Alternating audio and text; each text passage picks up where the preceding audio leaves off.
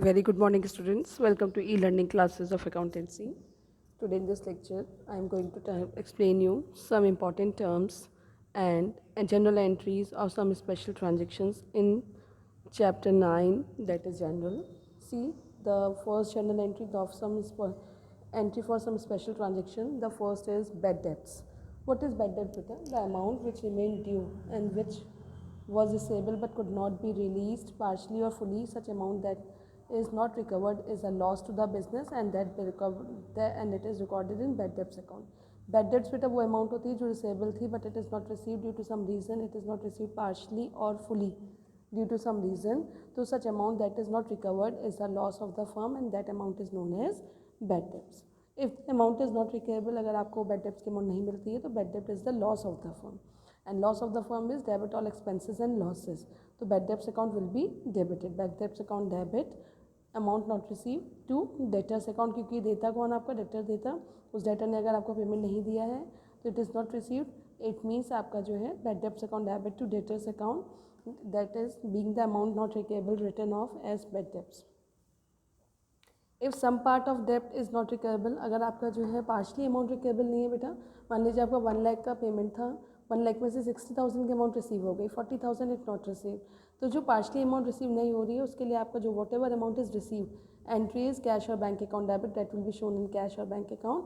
And जो नहीं receive हो रही है that is shown in bad debts account, cash और बैंक अकाउंट डेबिट.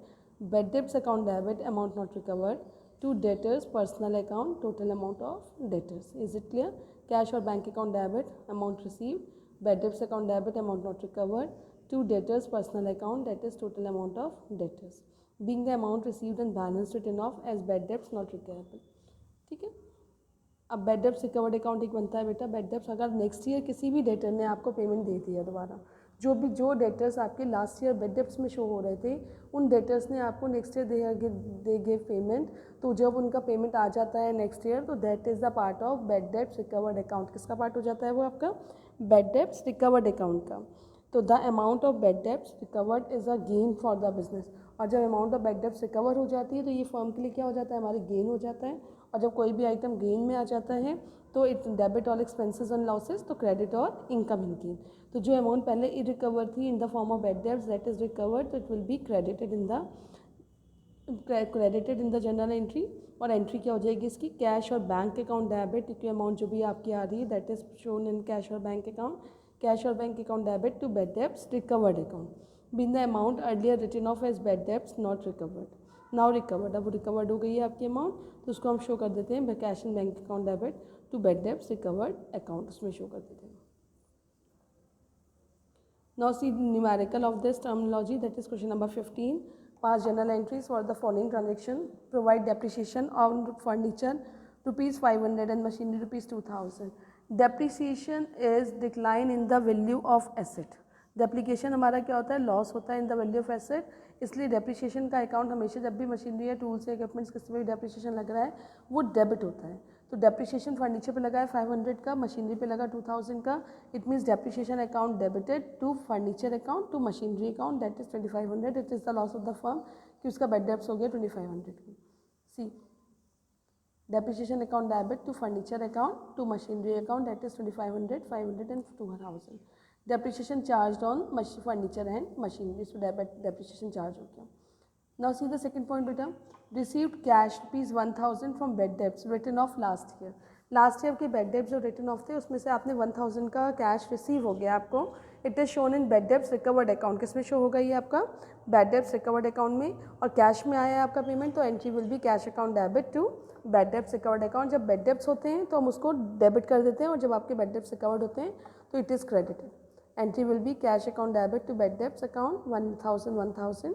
ये आपका हो गया रिकवर्ड. और बैड डेब्ट्स रिकवर्ड अकाउंट लिखेंगे, that means bad debts recovered by rupees 1000. Now see the next point beta. See the next point. Ajay Singh was declared bankrupt. He owed rupees 2500 to us. Nothing could be recovered from his estate. Ajay Singh bankrupt हो गया, it means वो दिवालिया हो गया. उससे हमें 2500 लेना था बट अब हम उसको कुछ भी रिकवर नहीं कर पाए. तो this amount 2500 will be the part of bad debts account. तो जनरल एंट्री क्या हो जाएगी इसकी? आपकी बैड डेब्ट्स अकाउंट है डेबिट. आपको बैड डेब्ट हो गया ना ये आपका, तो entry will be bad debts account debit, कुछ भी रिसीव नहीं हुआ है तो bad debts account debit to Ajay Singh account, that is 2500 bad debts written off. ये बैड डेब्ट्स क्या हो गए, रिटर्न ऑफ हो गए। अब आपका wages and salary, some wages and some salaries are outstanding. See 20,000 for wages and 4,000 for salaries are outstanding. Outstanding wages आपका credit होता है टू द पर्टिकुलर अकाउंट, जैसे वेजेस है तो wages account debit to outstanding wages account हो जाएगा, salary है तो salary account debit to outstanding salary account, particular account में वो क्रेडिट हो जाता है outstanding wages. And general entry will B wages account debit, salaries account debit to outstanding wages account to outstanding salary account, that is 4,000, 20,000 outstanding wages हो गया और 20,000 outstanding 4,000 outstanding salary हो गई, तो आपको 24,000 का ड्यू हो गया, दैट इज वेजेस अकाउंट में 20,000 और सैलरीज अकाउंट में 4,000। Debit what comes in, credit what goes out, debit the receiver, credit the giver, debit all expenses and losses, credit all income and gain. तो wages आपका क्या है, वो income है, हम वेजेस हमारे जो पे कर रहे हैं हम इसका, तो ये हमारे एक्सपेंसेस है, इस पर अगर कोई भी आपका बैड डेब्ट्स लगता है, वो उस पर कोई भी आपका आउटस्टैंडिंग रहता है तो वो आउटस्टैंडिंग उस अकाउंट में क्या होता है, क्रेडिट हो जाता है। सेम अगर आपका जो है वेजेस और सैलरी से अगर आउटस्टैंडिंग है तो wages account debit, salaries account debit, तो outstanding wages account to outstanding salary account, total amount हम इसमें शो कर देंगे। Now see the next point, purchase furniture for ₹6,000 for the proprietor and paid the amount by cheque. Furniture purchase करा 6,000 का और amount दिया paid करा cheque से, इट मीन्स ये बैंक के थ्रू एंट्री होगी, furniture account debit to bank account, that is 6,000 and 6,000। See furniture account debit, drawing account debit to cash account. ये ड्राइंग आपका क्या फर्नीचर आपने पर्सनल यूज़ के लिए लिया है, पहले आप इसको एंट्रीज में शो चेक कर लीजिए कि फर्नीचर हमारा पर्सनल यूज़ के लिए है। Yes, purchase furniture for 6,000 for the proprietor, अपने लिए खरीदा है उसने, तो it will be the part of, ये फर्नीचर अकाउंट का पार्ट नहीं होगा बेटा, अब ये ड्राइंग का पार्ट हो जाएगा, क्योंकि कोई भी चीज़ अगर आप यूज़ कर रहे हैं बिजनेस में फॉर योर पर्सनल यूज़ तो वो आपका ड्राइंग होता है। तो entry will be drawing account debit to bank account 6,000 और लिख देंगे आप being drawing made by the partner of the firm.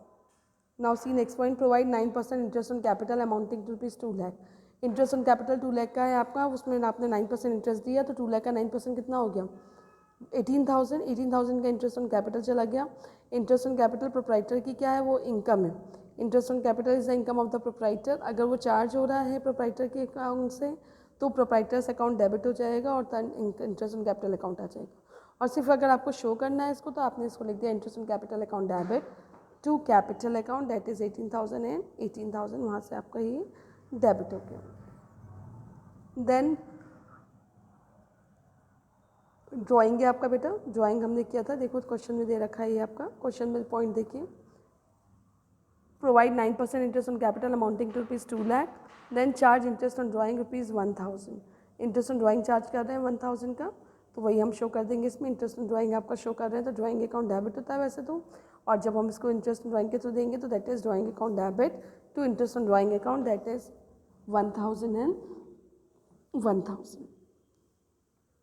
Now see बेटा question number 18, journalise the following transaction of Raj Kumar traders timber merchant, purchase timber from Kuldeep Kumar for cash ₹2,000, credit ₹10,000। Timber आपको furniture के लिए use होता है बेटा, कुलदीप कुमार से आपने फर्नीचर टिम्बर परचेज करा कैश में 2,000 का और क्रेडिट में 10,000 का, तो टोटल टिम्बर जो परचेज हुआ that is 12,000 10,000 plus 2,000। Purchase account debit to cash account to Kuldeep Kumar, जो कैश में परचेज हुआ तो कैश में चला गया, जो कुलदीप कुमार का क्रेडिट हो गया that is 10,000। Goods purchase for cash and credit,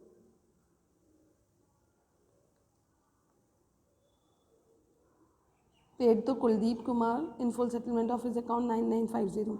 Kuldeep Kumar को 10,000 पे करना था, उसमें 9950 पे करा full settlement of his account, it means 50,000 का डिस्काउंट अलाउड हो गया कुलदीप कुमार को। तो एंट्री विल बी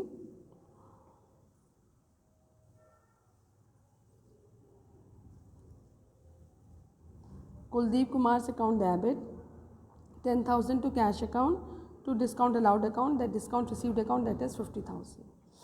ठीक है, now see the next point, prepaid आपकी सैलरी आ गई, एडवांस रेंट में एडवांस में पे कर दिया तो it will be part of prepaid account, prepaid account prepaid account debit to rent account, prepaid rent account debit to cash account that is advance pay कर दिया आपने 10,000 it will be shown in the books.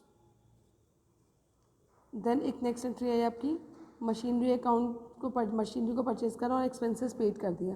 बेटा cartridge वगैरह अगर कोई भी अगर expenses होते हैं तो उसको आप उसमें कैश अकाउंट के थ्रू शो कर सकते हैं या फिर आप उसको जो है आपकी एसेट की वैल्यू में भी ऐड कर सकते हैं, बट आप उसको कैश में अलग से शो करें तभी ज़्यादा सुटेबल होगा।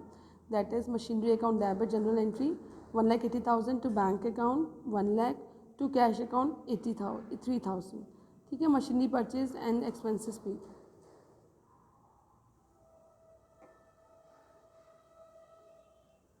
Now see the next point, machinery account debit to bank account to cash account, machinery purchase and expenses paid. That is 1,03,000, 1 lakh and 3,000. Then goods purchase करा गोविंद से, entry is purchase account debit to Govind 30,000। कुछ entries तो बेटा simple ही हैं, जो entries आपकी compound है या फिर आपकी कुछ entries ऐसी हैं जो आपकी मिक्सिंग हो रही है, उन सब entries को दोबारा से पढ़ के समझ लीजिएगा। Purchase account debit to Govind account, goods purchase from Govind, goods अगर परचेज करा है गोविंद से, कोई कैश नहीं लिखा है, कुछ नहीं लिखा है, तो it is a credit transaction, तो आप इसे शो कर देंगे। Purchase account debit to Govind account that is 50,000।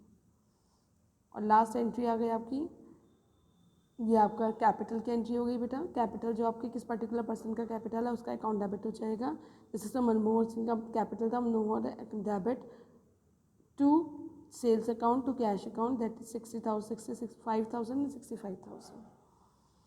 Total आ गया इसका 2,50,000, 2,50,000। Note down each and everything properly in your copy, इसको सही से बिल्कुल कॉपी में नोट डाउन करिएगा।